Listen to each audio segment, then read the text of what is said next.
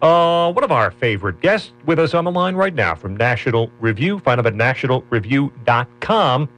The fabulous writer Charles C.W. Cooke and big-time Mark Knopfler Dire Straits fan. Charles, good morning to you. Good morning. I was so pleased that you chose that song just for me. That's one of my favorite Mark Knopfler solo tracks. Isn't it a remarkable record? In fact, the whole record is stunning. Sailing to Philadelphia is the Mark Knopfler solo record from about 2002 or so. It's hard to believe it's been that long since that came out. And Knopfler's 66 last week, so we wish him a belated birthday. Charles, we got to talk Trump and we got to talk Hillary. Let's start with Hillary first, because you have a piece up at nationalreview.com, why Hillary's wiping her email server clean matters more than it might seem. Although, if you believe what she said yesterday, she has no idea how this digital thing works. And what do you mean with some sort of a cloth to wipe that server clean? A strange performance, and really a performance yesterday in front of the media by Hillary Clinton. Well, it was a perfect example of why she doesn't like to give press conferences. Indeed, why she doesn't like to appear in public unless she absolutely has to. It took me maybe an hour to recover from it. I don't know what that line about wiping it with a cloth was supposed to be. I'm not sure whether one of her aides said to her, look, go out there and play the confused old woman, so you don't know how digital media works, or whether she was joking or perhaps got frustrated at the temerity of those who deigned to ask her questions.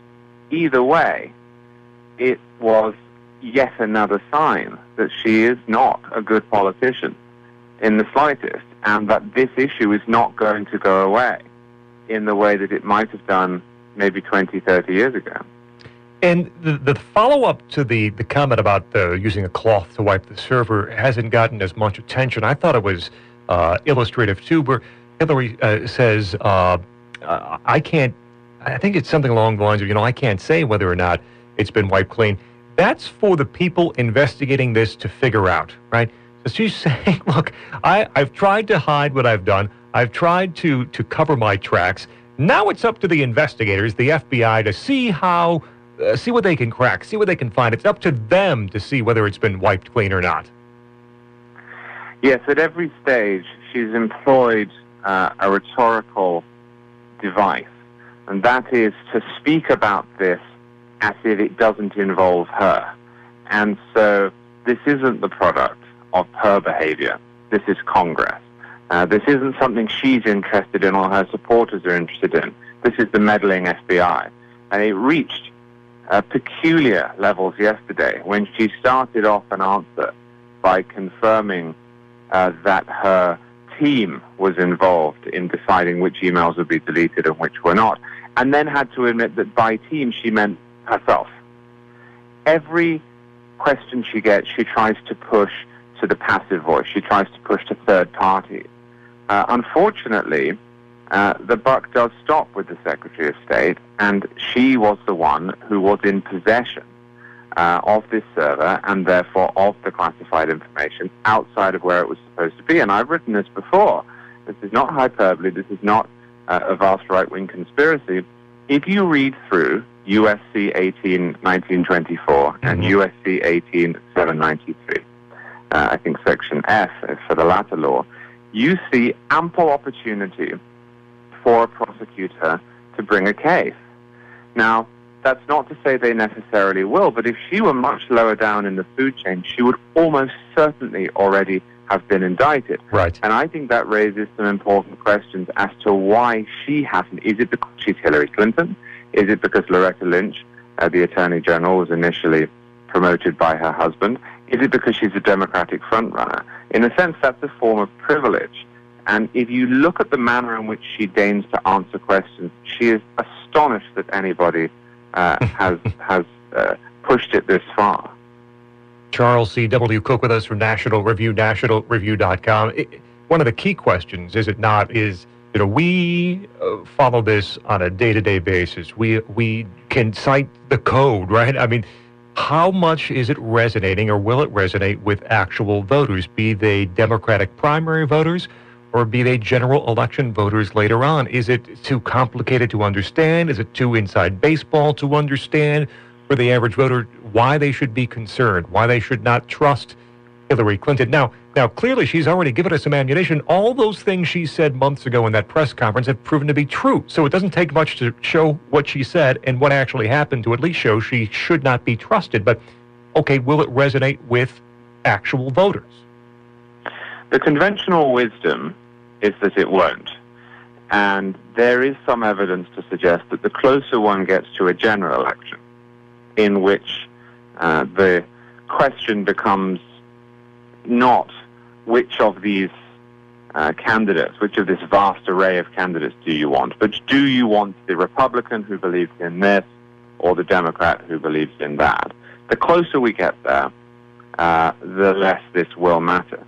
Having said that, there are a few telltale signs that should be worrying the Democratic Party. The first is that her trustworthiness ratings have dropped massively. Not just a little bit, not just within certain parts of the electorate. I think I'm right in saying that she has a trustworthiness rating of 37% among white women.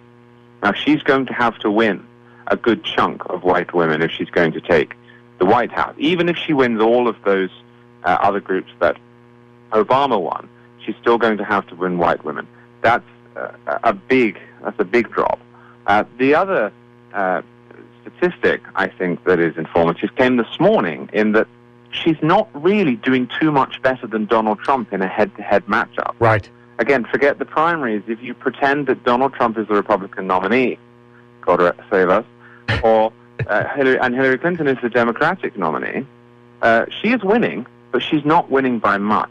Now, if I were her team, that would embarrass me. And Charles, look at the favorable and unfavorable numbers. People have talked a lot, rightfully so. Donald Trump would have a tough time in the general because people have a majority of an unfavorable view of him. Those numbers now in the same poll, right? The CNN Orc poll, which was released the past 2 days, those numbers between Donald Trump and Hillary Clinton are not that far off. That's right. That's right. Yes. So whether stays as it currently is, this scandal is going to define this election. What I do know is that it has already inflicted a good amount of damage. And if, as seems possible, and I understand some of your listeners will think this is hyperbole, but if, as seems possible, the FBI recommends charges, then we are into an entirely new chapter. Yeah. Charles C. W. Cooke with us from National Review, nationalreview.com. It's Riley and Scott here on WROK. Riley out this week. Let's turn to Trump, currently the front runner according to the polling information. You were on Hannity with Ann Coulter last Thursday night, and the two best, I think, summations thus far on the Trump candidacy was you that night, and I thought Glenn Beck on with Hannity earlier this week also did a good job of trying to explain just kind of I just don't understand. I don't get it. His record on conservative issues is so horrific. How you can look at him and say that's our guy, or as you put it last Thursday, I think really well too, he's making it up as he goes along on all these issues, changing his mind day to day, week to week on campaign finance reform and taxes and Planned Parenthood and entitlements and Iran and all these issues. He's simply making it up as he goes along. He is, and he's being allowed to do so, because rather than setting out which policies they wish to see implemented and then choosing a messenger to promulgate them, his supporters seem to have chosen a messenger and then allowed that messenger to define what conservatism is and what his message is on the fly. That message is crucially important. Let's forget all of the silliness about elites and cocktail parties and the ruling class and the GOP establishment. I agree with some of the criticisms of the Republican Party. I wrote a book about it. Let's just look at Donald Trump's record.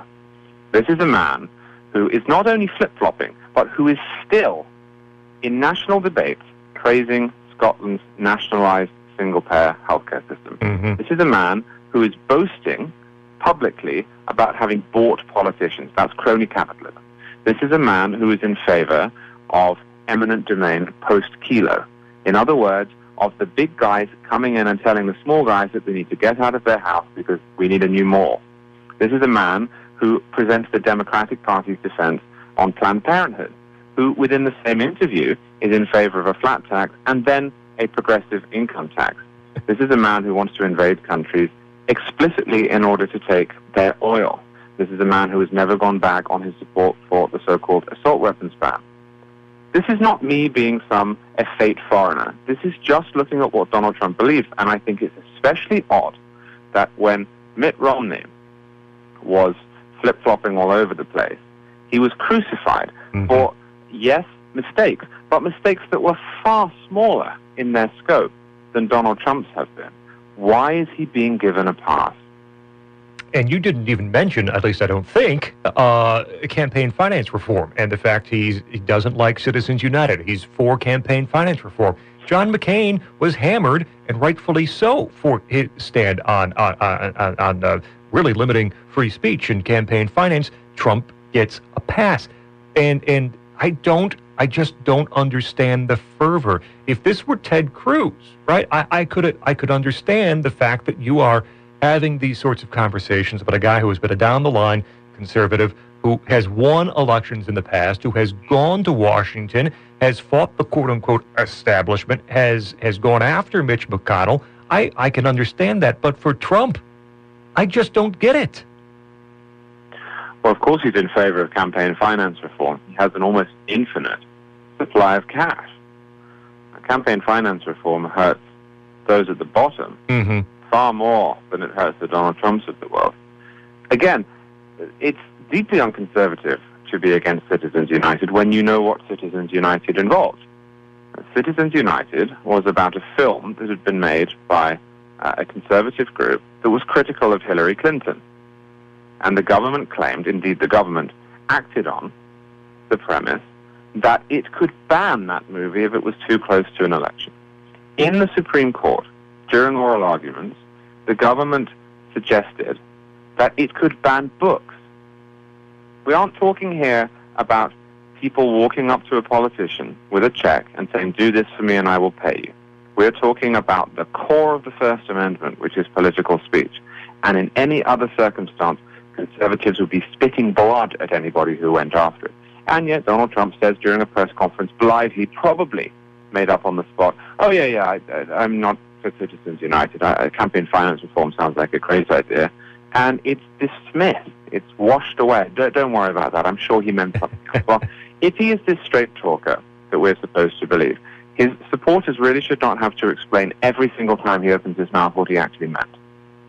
Charles C.W. Cooke with us from National Review. His piece from about a week ago, the Trump virus and its symptoms. So if it is a virus, Charles, is there a cure? Will at some point Donald Trump go too far left for even his supporters? Will he be too uncouth for even some of his supporters to defend him? How do you see this ending?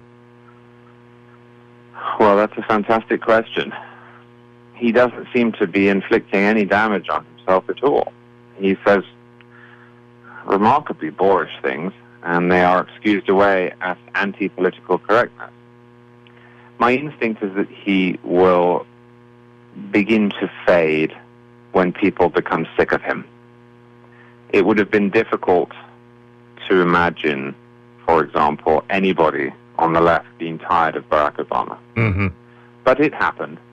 And it happened slowly in that he was president. He had severe opposition, as he should have. And he is more mild-mannered. But it did happen. Donald Trump is so in your face. He's so loud.